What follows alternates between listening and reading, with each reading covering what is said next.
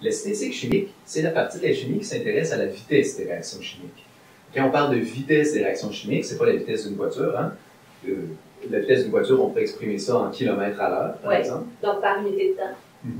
Donc, une distance par unité de temps. Mais en chimie, on parle de quantité de matière par unité de temps.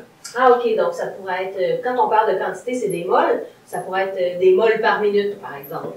Mais on dit quantité, ça pourrait aussi être une concentration. Donc, ça pourrait être des moles par litre par seconde. Ou ça pourrait être...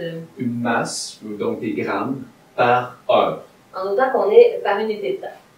On se rappellera que la vitesse d'une réaction est influencée par la concentration des réactifs. On en a déjà parlé. Donc, quand on dit que la vitesse est influencée par la concentration des réactifs, ce qu'on veut dire, c'est que quand la concentration des réactifs est élevée, la vitesse aussi est élevée. Là, ce qu'on fait, c'est qu'on peut écrire une loi de vitesse. C'est l'objectif de cette vidéo-ci. Par exemple, pour une réaction, le petit a, ça va être un coefficient stéchiométrique. La réaction du A avec le B, qui donne des produits, on peut écrire une loi de vitesse pour cette réaction-là. Et la loi de vitesse s'exprimerait comme ceci. La vitesse est égale à une certaine constante, qui est un K minuscule, multipliée par la concentration d'un des réactifs élevé à un certain exposant, multipliée par la concentration de l'autre réactif élevé à un autre exposant. Et on verra que les exposants, c'est quelque chose de différent des coefficients stéchiométriques. Oui, et faites attention, le K minuscule, c'est différent du K majuscule qu'on utilise pour les constantes d'équilibre.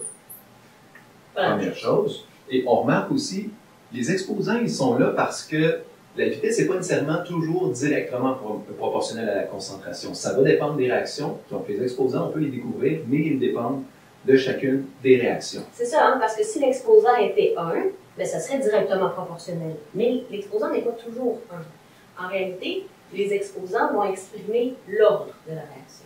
L'ordre de la réaction, c'est une chose nouvelle. Donc, voilà, vous n'en aviez jamais entendu parler. L'ordre de la réaction. Et ça parle de ces coefficients stéchiométriques. On pourrait avoir l'ordre global de la réaction. L'ordre global, c'est simplement la somme des exposants dans la loi de vitesse. Donc, ici, on aurait M plus N. S'il y avait plusieurs autres réactifs, il y aurait plusieurs autres exposants. Mais on peut aussi exprimer l'ordre par rapport à chacun des réactifs. On pourrait dire que l'ordre par rapport au réactif A, ben c'est la valeur du coefficient de l'exposant M.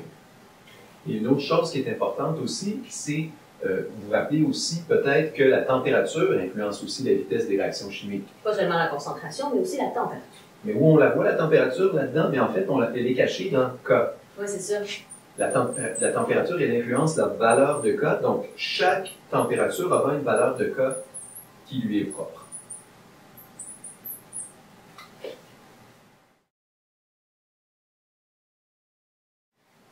J'ai préparé deux exercices ici, deux exemples.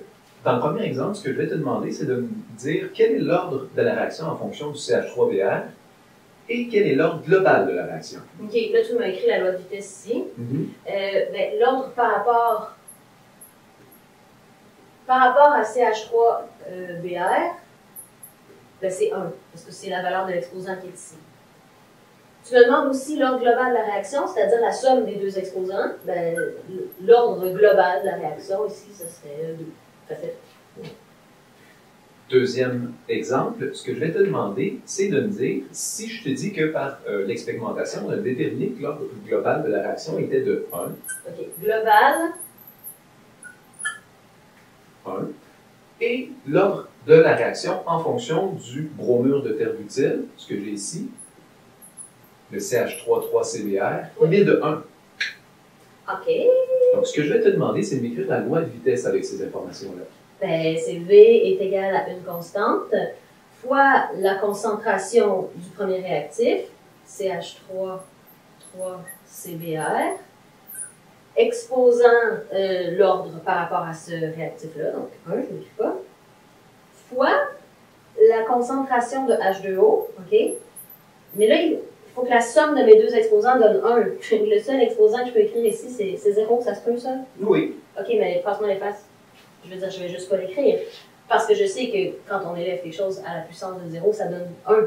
Donc, on n'a pas besoin d'écrire. Ça veut dire que, en réalité, pour cette réaction-là, la concentration de l'eau n'a pas d'influence sur la vitesse.